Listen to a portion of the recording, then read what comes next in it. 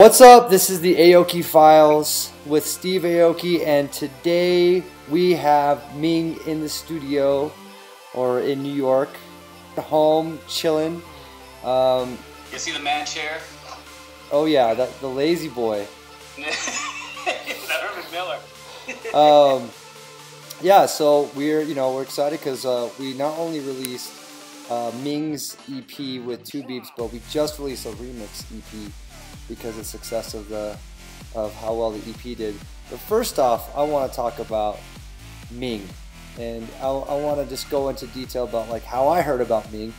When I was in college, my older brother Kyle brought me a CD of like experimental kind of jungle hip hop. I mean, it was really fucked up kind of music. Whoa! You just got to amplify in the middle of your speech. Look at that. Yeah, that's dope. You know I'm a jokester. You're not gonna get. I love that though. That's cool. So, anyways, that was like kind of my introduction into who Ming is, and it was, I mean, the Hell's Kitchen album, just fucking awesome, a fucking great album, and you guys should go back to listen to this album because it's really fucking epic, crazy fucking shit. So actually, we'll let you go, Ming. Like, can you kind of give a breakdown of your story into dance music and where you are now with the kind of production you're making? Yeah, man. Well, Ming and FS was a good run. It was a 10-year run on Ohm Records. We did 3 albums on Ohm and 1 record on Spun. Hell's Kitchen, The Human Condition, and Subway Series were on Ohm Records, and Back to One was on Spun Records. They were kind of like experimental hip-hop and drum and bass albums. We used to play on 4 turntables with vinyl, live bass and guitar. This is way before all the digital stuff, and then we were early adopters of the digital, the CDJs, 1000s. We took those things on tour, and people were like, "That's not real, man. That's not real. That's not vinyl." And then people like Z-Trip started using them, was using them, and then it became cool. So, then digital took over, right? Now everybody. And then around 2006, we had just kind of run the course with the project, and we were touring like 100 dates a year, and it was tiring. And I think we kind of lost inspiration, and the scene had changed. There was no more raves, there was no more big parties. There was just, we were playing hip hop and rock clubs, and I kind of took a break. I just took 2 years off from DJing, walked my dogs for a bit, and just got healthy. I mean, that you know more than anyone what it's like to be playing that much. Right. And it took a toll on it. So I got healthy and started producing a bunch of tracks for film and television, and doing a bunch of pop music. But I started doing this. I think like dance music became pop music, and I've been producing a lot of pop music out of the UK. And I reached out to Stephanie LaFera, who manages Cascade and Dirty South and La Castlevania, and I sent her some music, and I was like, "Listen, I'm doing this 4 on the floor electro house stuff. Tell me if I still have something. Let me know if it's okay. Like it's okay if it's crap, but let me know. And so she called me back a couple of days later, and she was like, "You serious about doing this again?" And I'm like, "I think so." I guess a couple years later, here we are.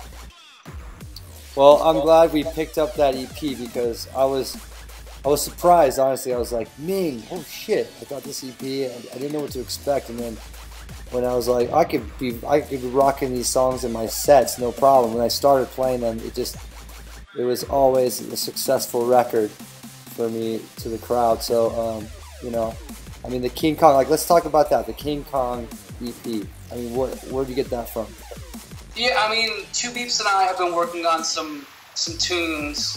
I think the first thing you heard was Like a Ninja, and he was messing around. He's really into finding these quirky samples and kind of flipping them in a funny way. And we've been working on a bunch of releases together. We've done Crazy-ish and The Nuts, and they were really weird Complextro tracks. And we kind of just put our heads together and just started, creating a sound for this EP that was a little bit more just full-on bangers, the whole thing. And in the midst of it, we were like, what are we going to call this EP? It's, it's just so full-on. And we were trying to like come up with something that was really New York, and staring me in the face is the Empire State Building. If you're at my studio, so when you're in New York, you got to come by my studio, and it's literally like you can look through the vocal booth, and there's the Empire State Building, and it's as New York as it gets. So when we have like vocalists from the UK come in, they freak out. They're like, guys, I can't believe I'm in New York. Fucking crazy. But yeah, and King Kong kind of really represents the sound of that EP. I mean, just in your face, on 10. Huge, no apologies. Good way to join up with Dimmak.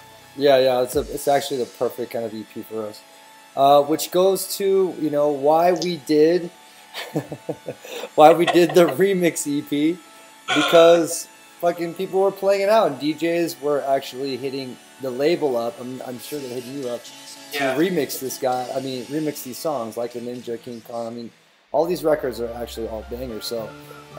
Actually, we got a lot of remixes in. Can you kind of go through the remixers and why you picked these ones that are on there? I mean, I think the original EP is just full on. It's bangers, right? So with the remixers, we didn't really. I mean, besides, let's just say with Sluggo and Will Bailey, they took it up a notch, if that's even possible. I mean, Sluggo's is almost like unapologetically. It's like putting your hand in the fire and just leaving it there way too long. And Will Bailey had a nice flip on the sound of it, and really made it his own. I really like his remixes. And then the other guys like Casino Gold and Stacker Brothers and Mannix, right? They kind of like softened it up and really made it a little bit more palatable, so your girlfriend can listen to it. No, I'm into indie dance as well and new disco shit. So I think it's a really good look at the whole spectrum. Right. Yeah, Sluggo is, I love his production. Well, Sluggo's part of Killbot. Well, Killbot it was a big record for Dimmak last year as well. Course. So I would be upset if it wasn't. Yeah, he's a maniac. So I was really happy to hear that he wanted to do the remix, and it was like a perfect match. But yeah, I'm really happy with the remix EP and this EP. Working with you, Ming, is awesome. And everyone, check out both the original EP and the remix EP out now on Dimmak. You can actually, there's going to be a link somewhere on this page. You can click it and you can hear a teaser of everything. Or you could buy it. So there you go. You could do this revolutionary idea. I've got this whole new thing. You buy music. And support artists, support independent labels. Yeah. So you try it. Oh yeah, and last but not least, how do people get a hold of you? Everything, all of my sites are at Ming's Music. So Twitter at Ming's Music, Facebook.com /Ming's Music. My website is mingsmusic.com. The only thing that is not Ming's Music is my SoundCloud. SoundCloud.com/Ming. So you can find everything there. Twitter, Facebook, whatever. Blah blah blah. Aoki Files with the legendary Ming. Boom!